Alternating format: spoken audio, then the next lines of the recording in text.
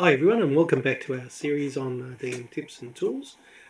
Today we're going to talk a little bit about world building and the first and a couple of series about how I build my world and what I do, and maybe give you some hints and tips and hopefully some inspiration to do your own. So let's jump straight into it, and we're going to do a little bit of a slideshow here as well too. So the first thing I do when I'm thinking about building a new world or designing something new for a game is I kind of start in two parts. The first part is obviously you have to have a bit of an idea, like you have to have an idea about what you want your players to do, unless you're doing a complete sandpit. But generally, a bit of idea in the background, like what's the concept behind what you want to do. The second bit, really, which goes hand in hand with that, is actually map making. I find that in developing a map, often some of the questions that you might ask along the way tend to actually get resolved. So what I'll do is I'll just run you through a few steps for me and how I do stuff and see how we go. What about that? All right, so I have a purchased piece of software which I use to sort of build maps with, which is called Worlddraft. You can do it by hand, you can do it in PowerPoint, you can do it however you like. I'm just going to use this as a bit of an example about how I sort of build stuff up. So ideally, I'm kind of having a semi-feudal type of world. So what I want to do is I do want to look at maybe building my world with respect to that. So let's start off. Let's build some land. So I'll have a sort of big central bay and some land around there. The second step I'd normally then do is start to, actually a little bit of a cosmetic thing, start to look at how to sort of colour and provide a bit of depth to the actual land masses themselves. And normally you just do that by a little bit of colour and different sort of terrain types and stuff like that. You don't have to go overboard, but what it does is when you finish it, it sort of gives your map a bit of depth in terms of the visuals about stuff like that. So that's all really quite good. Then I sort of start to add topographic features.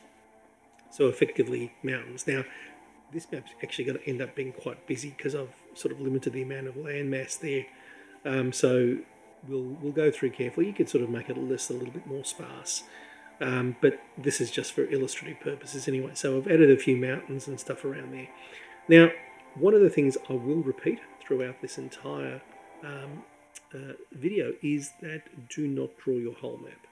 Keep your map literally about what you want to do at the moment and provide scope, because here you can see there's obviously stuff to the north, south, east and west. And I'm not going to develop that out because that could be for future developments. It could be other storylines, anything else. But keep your map, not complete. Don't draw a whole world. Draw what you want to do at this point in time. All right, so what's next steps? Generally, I go to water. So sort of adding lakes, rivers and things like that. So we start to understand where things are coming. Now, look, obviously once you've got the mountains, you kind of know where the water flow goes. If you've got some water stores like lakes in there, you know where that goes. It might flow into the bay, etc. So in this particular case, most of this area, apart from the mountainous area, is fairly lush, so there's no deserts or anything like that. But we've now added a few things. So following that, I'd then like to sort of add some vegetation. So a couple of woods, a couple of dead woods. I always find that's kind of interesting because you can sort of weave some of that stuff into the story itself. So that's really there to provide some flavour and to provide some opportunity for encounters in those sorts of environments as well too. So bear in mind that if you've got a quest type scenario and you're getting your players to travel through things, getting them to travel through different sort of biomes or different types of environments provides an opportunity to provide different role-playing encounters and different experiences. Okay, so this addition is quite subtle. Sorry, you have to look quite closely. What I've done is I've added in some major town points. So the ones with the stars to the east, to the west, and on the island there are capital cities. And other major little towns there I've put as just little dots. You'll see this more as we start to name and develop this a bit further. But so fundamentally what I've said here is like, okay, so I've gone feudal. So there'll be one kingdom on the east side, one on the west side, and maybe one based on the island itself. So you can already see how some of the background is starting to develop as you sort of draw your map. So let's add some names and name a few places. So I've been very boring, and I'm sorry about that. But like I said, I'm calling the sort of East and North Kingdom Northumbria, the West Kingdom Wessex, sort of based after, fairly Anglo-Saxon type names, and the Isle I've just called the Isle of Cork. So they're sort of our major geopolitical divisions, and I've sort of named the other things as well too, like the capital cities, the mountain ranges, some of the forests, the lakes, etc. And you just make the names up as you go along, really, as you do, or you could have an idea about some of the background behind as you sort of do this stuff. So and I've also added some embellishments, like you can see a compass rose and the seahorse in the corner there, just to provide some depth to the to the map itself. So at this point in time, really, you probably have everything you need to know on your map to start really fleshing out what it is that you want to do with your world. So, and where I'd start is I would really start again with the geopolitical stuff, and then maybe the pantheon stuff, because some of that might be tied in together, as we see. So next up, so the geopolitical considerations. We've got three kingdoms there, so the Northumbria, Wessex, and the Isle of Cork. One of the things I sort of wanted to do when I started doing this, which I hadn't planned at the start, was have a sort of independent city-state, and that's the Deadwood Point, which is sort of right in the middle there on the coast. So that sounded a bit interesting, to have something else other than just your major kingdoms there. So I've added that one in. So in terms of the relationships, there's kind of an uneasy truce between Cork and the other states. So, normal political relations. And being an island kingdom, Cork has a strong navy and sort of protects itself fairly well. And have decided there'll be some underlying hostility between Northumbria and Wessex. Not open warfare, but maybe we'll have some tensions there for some reason.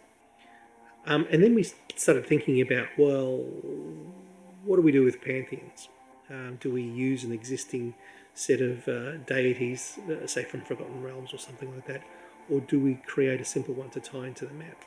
So when you look at the map, if I go back, you'll see that there's some names in there like Moor and Core and a few other things, and you can sort of say, well, okay, maybe we can sort of tie that into the pantheon itself. So I decided, okay, so with this one, we will actually do a simple pantheon. So how do we do that? What do we start with?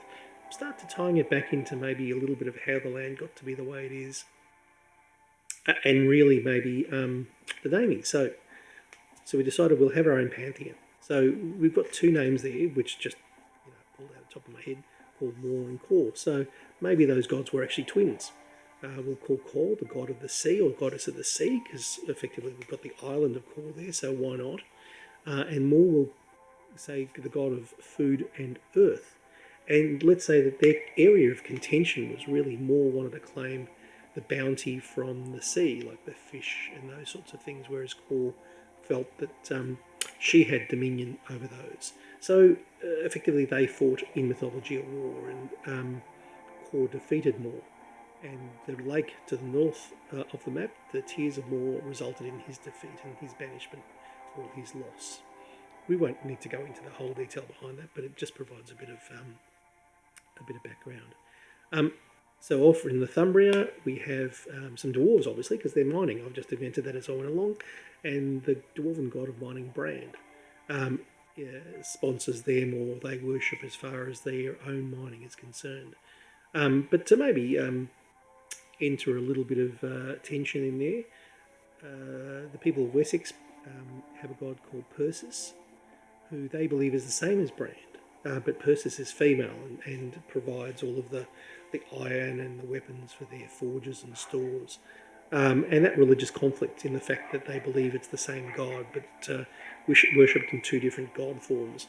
Both one male, one female, obviously, starts to create a little bit of tension. So not everything needs to be fleshed out. We'll have some other minor deities, but also decided that we'll have another deity, say, called the Witch.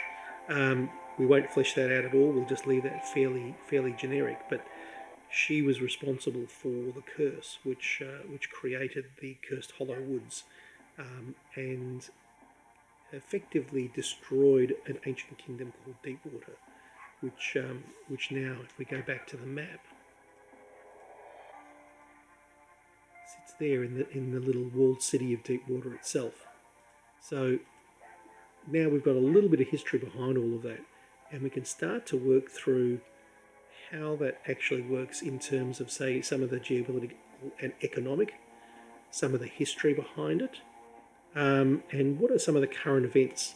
So once you've done all of that, you can then start to look at story threads, and how the characters that you put into this world might be drawn into some of those story threads. So we'll leave that for another presentation, but I hope that you've enjoyed effectively what we've done today. And I look forward to catching up with you when we finish up and we do our second in the series and finish our world, whatever that world might be called. But what we will do is we'll also provide the maps and some of the background notes on our Google Drive, so you can pick those up and use those at your leisure, free of charge, no dramas, if you want to. But anyway, have fun. Hope it was helpful, and hope that's inspired you to go do something too. So have fun.